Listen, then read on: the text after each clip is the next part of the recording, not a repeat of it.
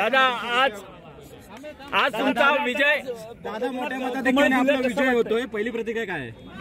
पहिली प्रतिक्रिया ही आहे, माझा मोबाईल खाली घे।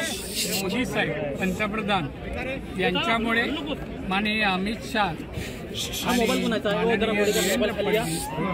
तिघांनी मला उमेदवारी दिली आणि मला विजयाला तुम्ही कारणीभूत आहे। त्यांना धन्यवाद देतो।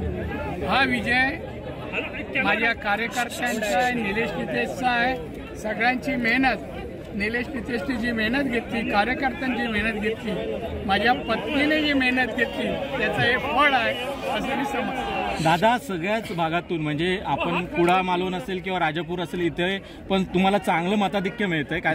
जिथे उबाटाचे आमदार होते तिथे हेच तर माझं नाविन्य आहे। जिथे पिकलं जात नाही तिथे पिकवतो मी, हे वैशिष्ट्य आपलं।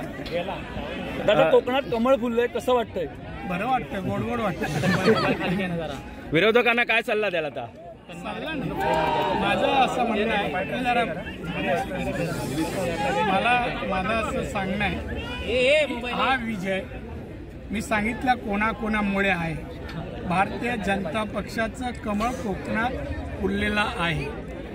ज्याने अपशगुन केला त्यानं मला सांगायचं, अब की बार आने वाले चुनाव में मेरी बाजी।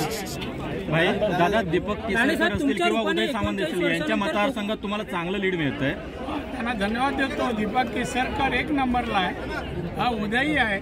तर या दोघांनी माझ्यासाठी मेहनत घेतली, परिश्रम, त्या विजयामध्ये त्यांचा सिंहाचा वाटा। आता मुंबई महापालिका निश्चित मिळणार, जिल्हा परिषद आहे, पंचायत समिती आहे, मुंबई सगळं मिळणार। कोकण जिथे तिथे सर्व काय। राणे साहेब तुमच्या रूपाने कोकणाला 39 वर्षानंतर कमळ फुललेलं आहे। तुमच्या रूपाने 39 वर्षानंतर 39 वर्ष खतपाणी घालत होतो, त्यामुळे 39 वर्षानंतर आलं कमळ, चांगलं आलं। ठाकरेंचे दोन्ही उमेदवार ठाकरेच्या दोन्ही उमेदवारांचं पानिपत झालेलं आहे। दोन्ही उमेदवार मोठ्या फरकाने पराभूत झालेले आहेत। एवढ्या चांगल्या क्षणी हे नाव का घेता?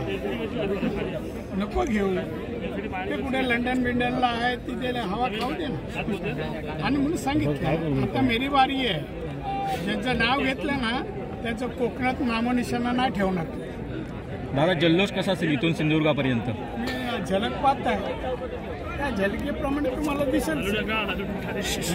हा आवेश आहे, विजयाचा आवेश, त्यामुळे तुम्ही त्याला योग्य रंग द्या, भगवा रंग द्या, लोकांनी चांगल्या दृष्टीने पाहू दे, आनंद, विजयाचा आनंद लुटू। आणि त्यानंतर 5 वर्ष सिंधुदुर्ग असो रत्नागिरी असो, लोकांनी मला मतदान भरभरून दिलंय। दोन्ही जिल्ह्यातल्या सर्वसामान्य जनतेने प्रेमही केलं, मतही दिलं।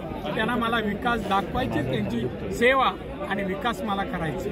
सर एकूणच मिळालेल्या मताधिक्याबद्दल काय सांगाल?